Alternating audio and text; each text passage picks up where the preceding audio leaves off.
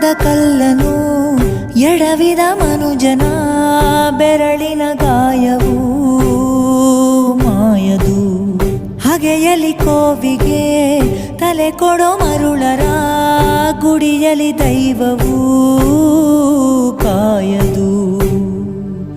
ಕತ್ತಲನು ಮಣಿಸೋಕೆ ಹಚ್ಚಿಟ್ಟ ದೀಪ ಊರೂರನ್ನೇ ಸುಡುವಂಥ ಜ್ವಾಲೆಯಾಯಿತೇನೋ.